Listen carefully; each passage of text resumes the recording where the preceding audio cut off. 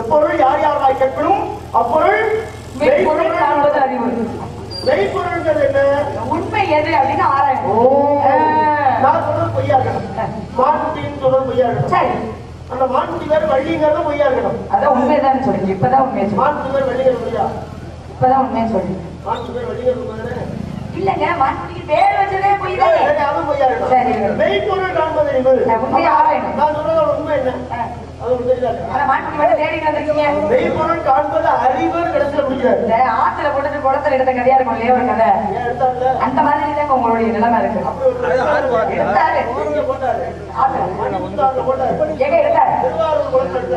கமலாலயம் அது குளத்து பேர் தாங்க, அது கமலாலயா? பகவதியே தலைவரோட வீடு பேரு கமலாலயம்.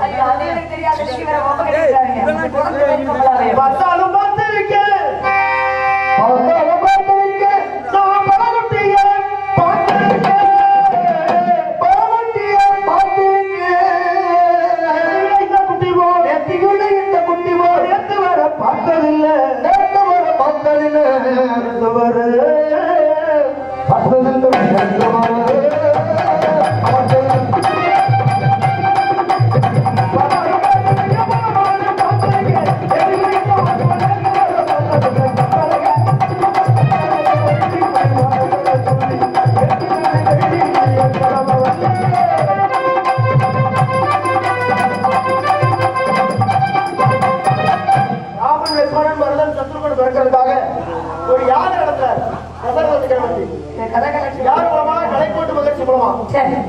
அந்த கலைக்கோட்டு வச்சு ஒரு யார் நடத்துறாரு, யார் வந்து திரைக்காவிய தியாகம் அதுல ஒரு பாயாசம் போடுவாங்க. வந்துச்சு அதை எடுத்து கொடுத்தத யாரா சாப்பிடுறது? சாப்பிடுறாங்க. ஒரு பாயாசத்துக்கு குழந்தை பிறக்கும் பொழுது ஏன் சூரியமான அல்லால் குழந்தை பிறக்காதா அப்படின்னு கேட்கணும்னா நான் சரியா தான் கேட்டேன். சொல்லி அப்ப பிள்ளை ராமாயணம் படிச்சிருக்கு பாருங்களேன். அப்ப நான் சொல்றது நியாயம் இல்ல, சரியில்லை. நாம சொல்றது சரியில்லை.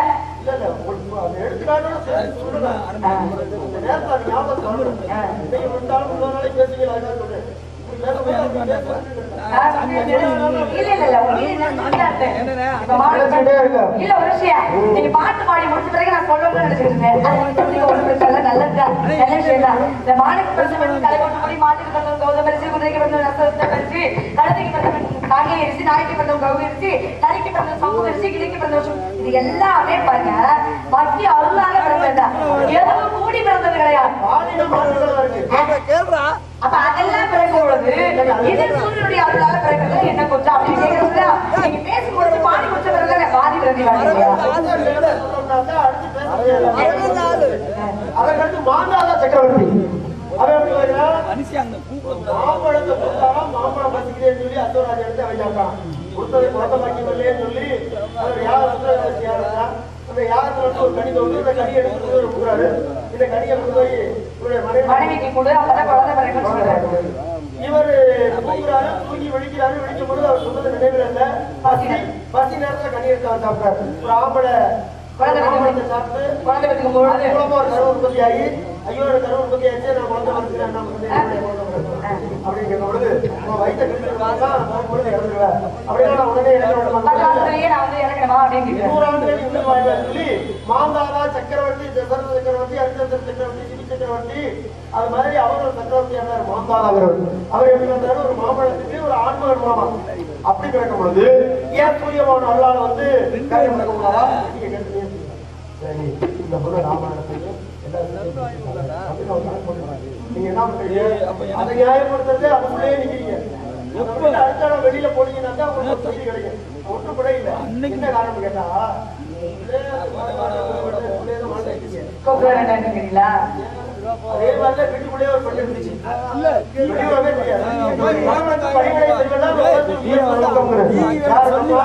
வள்ளுவர் மனைவி வாசி. அதான் ஒருத்தர் சொல்லப்படும் சிம்மாசனம் வாய்க்காது விக்ரமாதித்தனுக்கு ஏன் எத்தனை பேர் சிம்மாசனம் வந்தாங்க? அவன் அமைச்சர் பேர் சிம்மாசனத்துக்கு ஒரு தனிச்சிறப்பு. காரணம் என்ன? தவறான நீதி வழங்கினா எல்லா நாட்களையும் ஏற்றுக்கிறது. ஆனா அன்றைக்கு அந்த ஏற்றுக்காரு என்ன பண்ணுமா?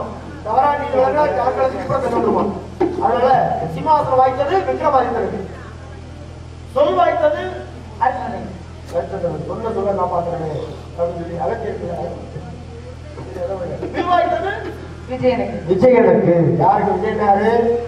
அர்ஜுனன். ஏன்னா எல்லாரும் தான் வெளியே சொன்னாங்க. அவன் தான் காண்டீபங்கிற வில்லு, காண்டீபன் அவருக்கு பேரையே கூட மாற்றி இந்த உலகத்துல ஒரு வில்லாளிங்கிற பேர் வாங்கி வந்துச்சு. அதனால வில் வாய்த்தது விஜயனுக்கு. வச்சிருந்தாரு விதரன் தான் வெளியே வச்சிருந்தாரு. ஆனா விதரன் வில்லை விட விதரன் திறமை அதிகம். அதனாலதான் விதரனுடைய திறமை காப்பிடுச்சு. ஆனா இங்க அர்ஜுனனை விட அர்ஜுனன் வச்சிருந்த காண்டீபத்துக்கு தன்மை அதிகம். கொடுத்ததை யாரும் அக்னி போவாங்கல்ல, அதனால மீண்டும் அக்னி போவாண்டே அதை ஒப்படைச்சிட்டு மகாபாரதத்தோட வெளியில வந்தான். அதுபோல மனைவி வாய்த்தது வள்ளுவருக்கு. அந்த வள்ளுவருடைய மனைவி வாசிக்கு வீட்டுக்கு வச்சாரு அந்த அம்மா. அந்த நேரம் அவருக்கு சொங்கனார் ஒரு முனிவர் வர்றாரு. பவனி கிச்சாண்டி கேட்கிறாருன்னா அம்மா பத்திக்கிட்டு சாப்பாடு போடுங்கன்னு அந்த மனமொழியில கேட்கிறாரு கௌரவம். அப்ப அந்த அம்மா தான் வரேன்னு சொல்லாரு. சின்னே அவர் உட்காந்துருக்காரு. கோவம் வந்துச்சு. கோவத்துல அந்த அம்மா மறுபடியும் சாதம் எடுத்து வரும்போது முறைச்சு பார்த்தாரு.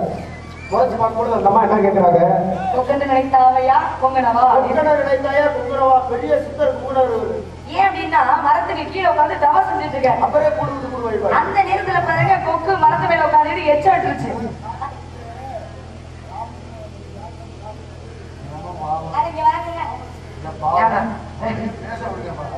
அவரு போய் பேசவே இல்லை, பேர் வாங்கணுமா? அவர் மறந்திருந்து சொல்றாரு. அப்ப என்ன சொல்றேன்? கொக்கண்டு நினைத்தாயா பொங்கனவா? எச்ச விட்டு விட்ட காலத்துல உரைத்து பார்த்தார்.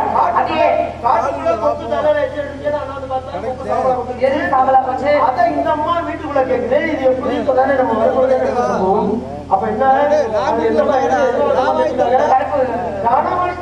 செய்வார்? பதிவரால் இந்த உலகத்தில் இருக்கிற எல்லா விஷயங்களும் அந்த மாதிரி கண்ணுக்கு தோணுது. அப்ப அவர் முறை சொன்னே அந்த மாதிரி நினைக்குது. கொக்கு சாம்பலான போற மாதிரி நானும் சாம்பலா இருந்தேன். கொக்கு நான் டேக் பண்ணுவாங்க. ஒரு அப்பா என்ன பண்ணிச்சா? தன்மை எப்படிலாம் இருக்காங்க. கணவனுக்கு நீங்க என்ன நினைக்கிறீங்க? அடுத்திருக்கிறது யாருக்கும் கூட தெரியாம, மாநிலம் செய்யறது கூட தெரியாது. அந்த அம்மா அந்த வாசிக்கிறமா எவ்வளவு தெளிவா இருக்காங்க. அந்த திருமணத்துக்கு முன்னாடிதான் அந்த பதிவரான தன்மை கற்பு எல்லாம் வருமா? அது மூலமா சொல்லுங்க. நான் யாரு? முன்னாடி நீங்க யாரு? நீங்க வேலை வந்திருக்கீங்க. ஸ்மார்ட் பண்ணி தான் வந்திருக்கீங்க. மான வேலை நிக்கிறீங்க. ரொம்ப நோய்வாய்ப்பட்டிருக்காரு. அது வந்து எப்படின்னா இருந்துகிட்டே இருக்காரு. தூக்கமே இல்லை. கோமா ஸ்டேஜ்னா அவங்க இறந்தவருக்கு சமமா எது கை காலெல்லாம் அப்படியாங்க. ரொம்ப நோய்வாயினா ரொம்ப இல்லங்க. இருமல் அதிகமா இருக்கு. நிக்கவே மாட்டேங்குது. தண்ணி குடிச்சா நிக்க மாட்டேங்குது. சாப்பாடு சாப்பிட்டா நிக்க மாட்டேங்குது. எதுவும் உட்கார முடியல, படுக்க முடியல. அந்த மாதிரி ஒரு ரொம்ப முடியாம இருக்காரு. சின்ன குழந்தை. என்ன சிறப்பு? 1 வயசு குழந்தை தூங்கிட்டு இருக்கு. தூங்கிட்டு இருக்கும்போது நள்ளிரவு, அதாவது ஒரு மணி 2 மணி இருக்கும். அந்த நேரத்துல பாருங்க கணவனுடைய தலையை எடுத்து தன்னுடைய மடியில வச்சு வருடி கொடுத்துட்டு இருக்காங்க. பக்கத்துல குழந்தை தூங்கிட்டு இருக்கான். 1 வயசு. அந்த நேரத்துல சூடா கஞ்சி வைக்கிறாங்க. சூடா கணவனுக்கு கொடுத்தா இந்த நேரத்துலயாவது அந்த இருமல் நிக்குமா அப்படிங்கிற அந்த சூழ்நிலையில கஞ்சி வச்சுட்டு இருக்காங்க. அந்த நேரம் பாருங்க அடுப்புல கஞ்சி வெந்துட்டு இருக்கு. மடியில கணவன் வந்து தலையை வச்சு படுத்திருக்காரு. அப்பதான் அந்த இருமல் கொஞ்சம் நின்று இருக்கு. குழந்தை முடிச்சுக்கிட்டா தவழ்ந்து போற வயசு. தவழ்ந்து போய் அந்த அடுப்புல எரிஞ்சிட்டு இருந்தீங்களா நெருப்பு, அதை பிடிச்சி எடுக்க போறாங்க. அதை எடுக்க போறேன்னா இந்த அம்மா எழுந்திரிச்சு குழந்தை போய் காப்பாத்தணும்னு நினைச்சுக்கோங்களேன். அப்ப என்ன ஆகும்? கணவன் முடிச்சுப்பாரு. கணவன் முடிச்சுட்டா இருமல் தொடர்ந்துடும். அதனால கணவனை வந்து பாத்துக்கிட்டே இருக்காங்க. தூங்க பாத்துக்கிட்டே இருக்காங்க. தொந்தரவு பண்ணக்கூடாது.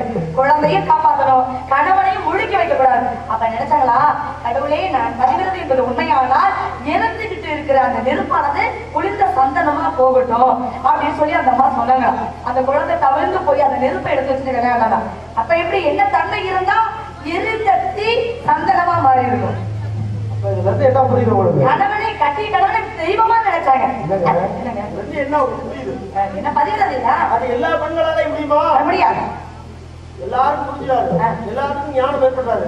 சரியே கிரியே யோகம் நான்காவது ஞானம். ஞானத்தில் சிறந்தவரை என்ன சொல்லுவோம்? ஞானின்னு சொல்லுவோம். ஆன்மீக மூலமா இருந்தாலும் ஞானிதான், அறிவியல் ரீதியா இருந்தா விஞ்ஞானி. இப்ப இடத்துல பாருங்க, ஞானம் இருந்துச்சுன்னா நான் யாரு? மான்குட்டிங்கிறது எது? வள்ளிங்கிறது யாரு? வள்ளிக்கு எனக்கு என்ன உறவு? இதெல்லாம் நீங்க என்ன புரிஞ்சுக்கணும். புரியாம நிக்கிறீங்களே, உங்கள்ட்ட நான் இவ்வளவு தூரம் தெளிவா வள்ளியை பிடிக்க போறேன் அப்படின்னு சொல்றேன். நீங்க அகிமா மகிமா லகிமா கரிமா நான் சரியா தானே சொல்லிட்டு அகிமா உங்களுக்கு யாரு என்ன சொல்றீங்க? அகிமாவா? அதனால பாத்தி பாட்டு எல்லாம் பேரு அனிமா. அனிமாவா? நான் படிச்ச நூல்ல அகிமான்னு தானே இருந்தது. நூல்ல தான் படிச்சேன். பகவானே, நான் சரியா அகிமாங்கிறதுக்கு என்ன அர்த்தம் சொல்லுவோம்? நீங்க சொல்லுங்க. மகிமாங்கிறதுக்கு என்ன அர்த்தம் சொல்லுங்க. மலையை போல் இருக்கிறதையும் துரும்பை போல் மாற்றக்கூடிய சக்தி. அதான் மகிமைனா பெரிய மகிமை புரிந்தவர் பெருசு மலை எடுத்து சின்ன துரும்பாய் ஆகும். சிட்டு வேலைதான் எப்படி வந்து நான் சொல்ல வந்ததே மறந்துட்டேன். உடனே பேசுறது நான் பேச உடனே பார்க்க போயிருந்தேன். அணுவை போல் இருக்கிறத மலையை போல் பெரிதாக்குறது. அது உள்ள எவ்வளவு என்னங்க அகிமாவா அனிமாவா முடியும். பேச்சு கேளுங்க. கூட்டுட்டாங்க, கையை பிடிச்சி இழுத்துட்டாங்க. அவர் தயாரா இருப்பார். வந்து 2 ஆட்டோ வேற கொண்டுவாரு.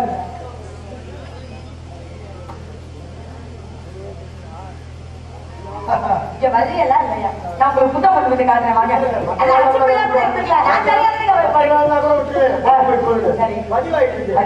நானும் புத்தகம் படிச்சிருக்கேன். புத்தகம் கொண்டாந்து காட்டுறேன். அதை கூட காட்சி இல்லையா?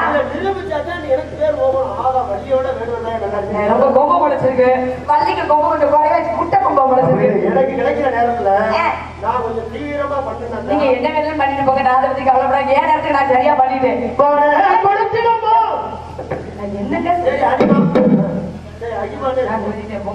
என்ன சொல்ல வந்தேன்? எதுக்காக சொல்ல வந்தேன்னு தெரியாது. இப்படி கூட பேசி கெடுக்குறீங்க. நீங்க பேசும்பொழுது நான் ஏதாவது கருத்து நிறுத்தேன். அந்த கெடுக்கிறது இல்லைங்க, பேச கெடுக்கிறது.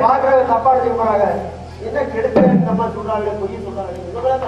அது பெண்கள் சொன்னா உடனே நம்புவாங்க. பெருமாள் நாரதரா கேட்பாரு, ஏமா நீ பேசிட்டு போய் நான் வந்து கெடுக்கிறேன். உங்க பேச்சு நீ பேசுறத இடையில வந்து கெடுக்கிறா அப்படின்னு. இப்ப நீங்க அப்படிதான் பேச தூண்டி விடுறீங்க. தெரியாத பிள்ளை நான் விரல கொடுத்தா உங்களுக்கு வந்து கிடைக்கவே தெரியாது. என்று சொன்னா நான் ஒரு பாட்டு பாடுறேன், நீங்க ஒரு பாட்டு பாடுறீங்க. இப்ப நான் ஒரு பாட்டு பாடுறேன், 2 வரி தான் பாடிருக்கேன். அப்ப நானும் 2 வரி பாடுகிறேன். 40 வரி இருக்கு. எனக்கு 40 வரிலாம் இருக்காது, ஒரு 6-7 வரி தான் இருக்கும். நான் பாடுகிறேன். ஏன் அவ பாதிலே அவ்வளவு பாட்டு பாட ஏன் பாதில 2 வரியோட? சரி, அப்ப எப்பதான் பாடுவீங்க? அது 6-6 அந்த பாட்டு. அதனால ஒன்றும் பிரச்சனை இல்லை. 7 மணி ஆனா கூட பரவாயில்ல, பாடுங்க. கொஞ்சம் தெரிஞ்சுக்கமா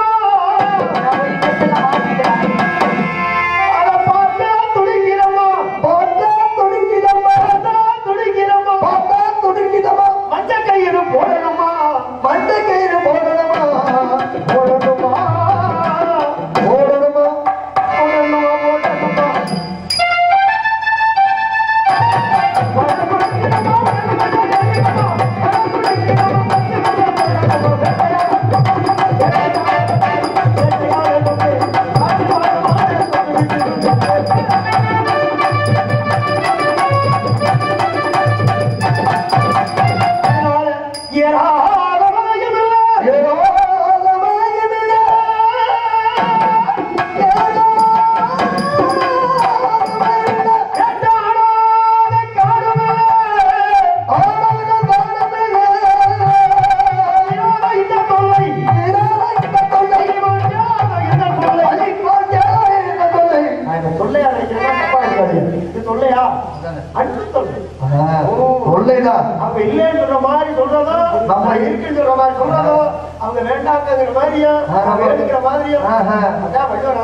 ஊடுதல் காமத்துக்கின்பம் அதற்கின்பம் கூடி முயங்க பெறும். எந்த ஒன்றையுமே கேட்டதை கேட்டாலும் நல்லா இருக்காது.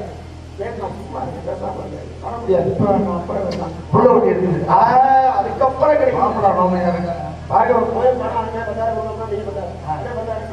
படத்துக்கு மரியாதை கேட்கும் பொழுது அந்த படத்துக்கிட்ட ஒரு மரியாதை ஏற்படுத்தி அதுக்கப்புறம் பாட முடியும். 6,000 பெண்ணு உங்களுக்கு அவசரம் பண்ணி என் பெண்ணு 5 தானே இருக்கு. 5 தான் ஆகுதா? 5 பத்து. அப்ப சரியா இல்லைங்க. அது வந்து நேரம் சரியா ஓடல போல. அப்படி சொல்லாதீங்க. ஓடாத கிடையாது, சரியான நேரத்தை காட்டுமா? அப்ப சரியான நேரம் அது. அட இப்ப மணி 5 வந்தா. ஓடாத கிடையாது, சரியான நேரத்தை காட்டுமா? எப்படி காட்டும்? அதுவும் கூட காட்டும். எப்படி காட்டும்? ஒரு நாளைக்கு 2 தடவை சரியான நேரத்தை காட்டும். அது இருக்கு நேரம் அப்படியே தான் இருக்கும். அந்த நேரம் வந்தா அந்த நேரம் சரியா காட்டுற மாதிரி தெரியும். ஓடாத கிடையாதும் ஒரு நாளைக்கு 2 முறை சரியான நேரத்தை காட்டப்படுது. யாரை விசாரிச்சு பத்தி அது அப்படியே தான் இருக்கும். நம்மளா புரிஞ்சுக்கணும் சரியான நேரம் போல அப்படின்னு.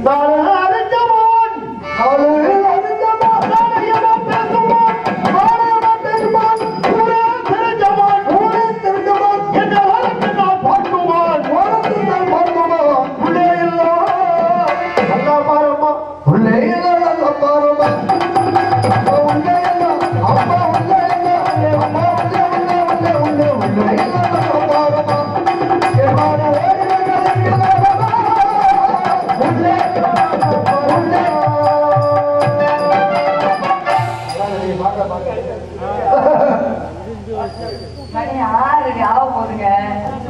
5 தான் ஆகுது. இருட்டா இருக்கா? லைட் எரியுது. அப்ப லைட் எல்லாம் அமர்த்திருந்தமா? சரி, என்ன சொல்ல வரீங்க? நான் ஒண்ணும் சொல்ல வரல. வள்ளியே எனக்கு தெரியாது. அப்படி சொல்லுங்க. அப்படி சொல்றேன். நீங்க கண்ணுக்கு நல்லா வைக்கிறீங்க. ஆமா, என் பேருக்கு நல்லா மருத்துவரை கூட்டிட்டு போங்க. வள்ளிக்கே தெரியல பொழுது நீங்க கண்ணுக்கு வைக்க மாட்டாங்க. வள்ளிக்கு தெரியலையா? உங்களுக்கு தெரியுது, நீங்க நிக்கிறதே தெரியுது. உன்னை எறிந்தால் நீ உன்னை எறிந்தால்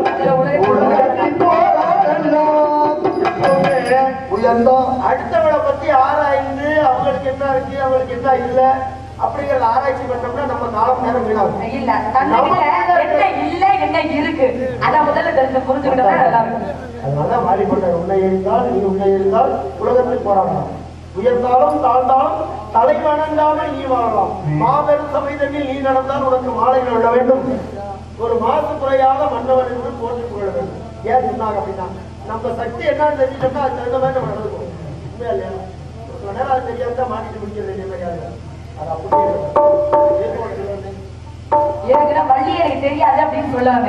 நீங்க உங்களுக்கு தெரியும். பிறப்பண்ணும் வேலைவினீங்க சிறப்பண்ணும் செம்பொருள் காண்பது அறிவு. பிறப்பண்ணும் வேலைவினீங்க எல்லாரும் பிறகு உலகத்தை சகஜம். ஏன் பிறந்தா நம்ம என்ன சாட்சி இருக்கிறோம், என்ன சாட்சி போறோம், அந்த முடிவு எடுக்கணும். முதல்ல ஒரு நாள் முடிஞ்சு வச்சு 40 வயசு ஆயிடுச்சு. என்னதான் நம்ம சாதனை பண்ணிருக்கோம்? ஒரு மனிதன் எது வரைக்கும் தெரியும் வாழ்ந்தா மக்கள் பேசுறாங்க முடியல அது வரைக்கும் ஒரு நல்ல மனுஷன் கெட்ட மனுஷன் எப்ப தெரிஞ்சுக்கலாம்? ஒரு 10-20 வருஷத்துல நம்ம மண்டைய போட்டு வச்சுக்கோ ஒரு பேசு எல்லாரும் நடக்கும். பிறப்பு என்றிருந்தால் அந்த 20 வருஷத்துக்கு அப்புறம் இன்னைக்கு இளவட்டமா இருக்கிறவங்க சொல்லுவாங்க நீங்க அப்ப அந்த காலத்துல திண்டுக்கல் ஒரு பையன் சாப்பிடுவான் அப்படின்னு. அப்ப அது வரைக்கும் நம்ம வாழ்ந்துட்டு அர்த்தம். என்னைக்கு பேசாம மறந்துடுறாங்களோ அப்பதான் நம்ம இறக்குறோம்னு அர்த்தம். அதனாலதான் மக்கள் பேசுற அளவுக்கு ஒரு வாழ்க்கையை வாழணும்னா ஏதாவது ஒரு சாதனை பண்ணணும். எங்க ஊர்ல ஒரு கொத்தனார் இருக்காரு. இந்த துறையில தான் பேர் வாழணும் அவசியம் இல்லை. எல்லா துறையிலுமே எல்லா விஷயத்திலயுமே பேர் வாங்கலாம். ஒரு நாளைக்கு ஒரு கொத்தனார் 500 கல் அடுக்கிறாருன்னா அவர் தூக்கு கொண்டு விடாம மட்டத்தை எடுத்து பார்க்காம அவர் 750 கல் அடுப்பாரு. அப்படியே இருக்கட்டும். அவங்க ஒரு துறையில சிரமம் வழியில கிடத்தா எடுக்கணும், உடையவர் கேட்டா கொடுக்கணும். யார் உடையவர்? உடையவர் அந்த பொருளுக்கு உடையவர் வந்து கேட்டாதான் கொடுக்கணும். வந்திருக்காரு அவருடைய பொருளா மாதிரி அவங்க உங்களை கூப்பிடுறாங்க. அதாவது பஞ்சாயத்து வந்து கையில எடுத்தாங்க. நீ பஞ்சாயத்து நீ அகிமாங்க. இப்ப வழக்கு ஏற்பட்டு ஒருத்தர் கூப்பிடுறோம்னா நல்ல ஞானத்தை தொழில் தர்மம் தெரிஞ்சவங்க இடையில வந்து சொல்ல மாட்டாங்க. இதுதான் தெரியுது. அதான் தொழில் தர்மம். ஐயா எனக்கு சொல்லிட்டு அப்புறம் கூப்பிட்டு அவர் அப்படிங்கிறது சொல்லுவாரு. தொழில் தர்மம் தெரியுமா?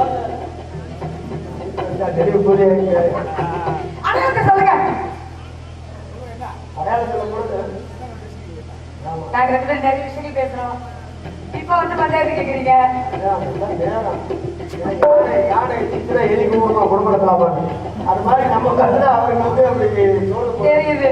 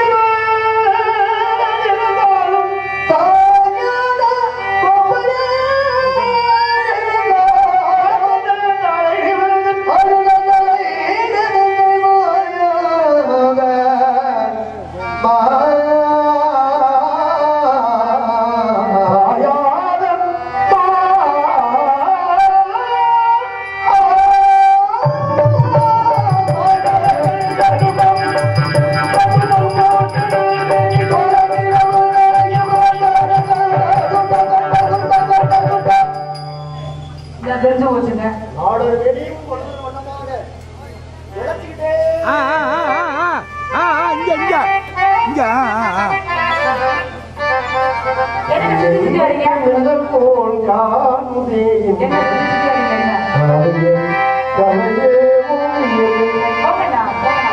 கண்ணில் வந்து போல் காணுதே